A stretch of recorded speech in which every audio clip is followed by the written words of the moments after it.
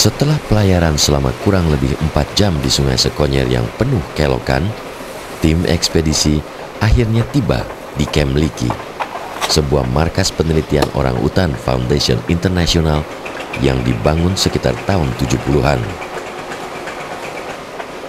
Dan camp inilah merupakan salah satu bagian wilayah Taman Nasional Tanjung Puting yang secara keseluruhan luasnya sekitar 400.000 hektar.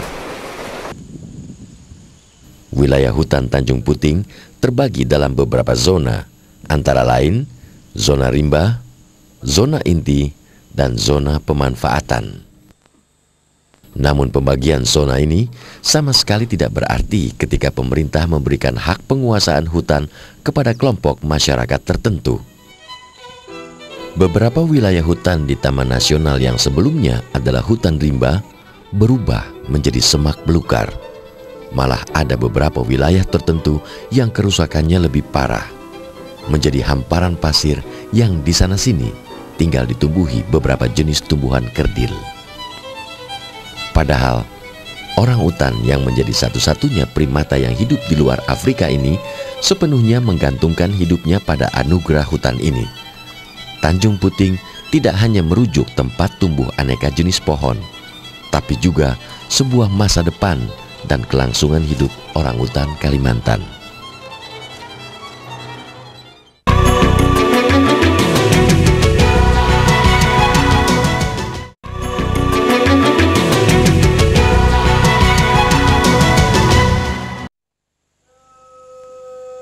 Waktu Camp Leakey menunjukkan tepat pukul 3 sore.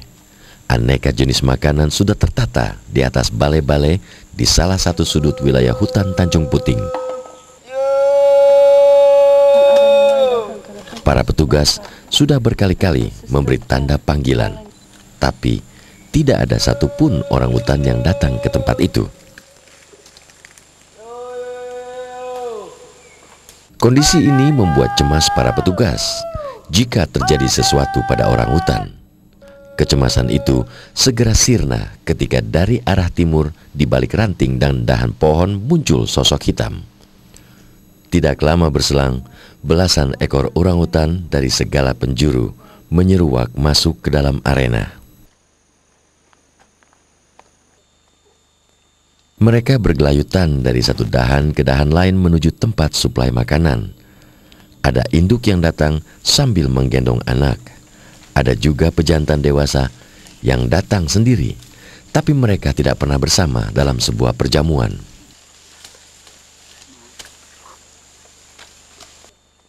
Mereka secara bergilir menuju tempat suplai makanan. Jika jantan dewasa sedang berada di atas balai-balai makanan, maka tidak ada satupun orangutan yang lain berani mendekat. Stratifikasi sosial berdasar kekuatan benar-benar terjaga ketat.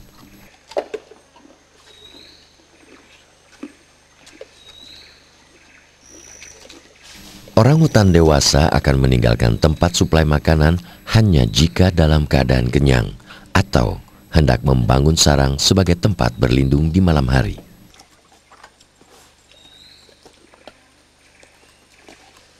Sarang biasa dibangun pada percabangan pohon yang disusun dari patahan ranting dan dedaunan, dan biasa dipakai sekali saja.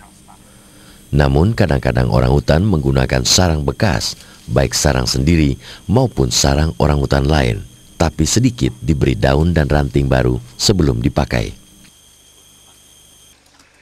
Secara umum, pakan orangutan di alam bebas sangat bervariasi. Buah merupakan sumber makanan utama sekitar 60%. Di habitat yang berkualitas baik, orangutan menghabiskan hampir separuh dari seluruh waktu makannya. Sebaliknya, ketika ketersediaan buah sangat rendah, orangutan hanya menghabiskan sekitar 16% waktu total. Kendati ada sekitar 300 jenis buah yang dimakan, ternyata ada beberapa yang dikonsumsi lebih tinggi.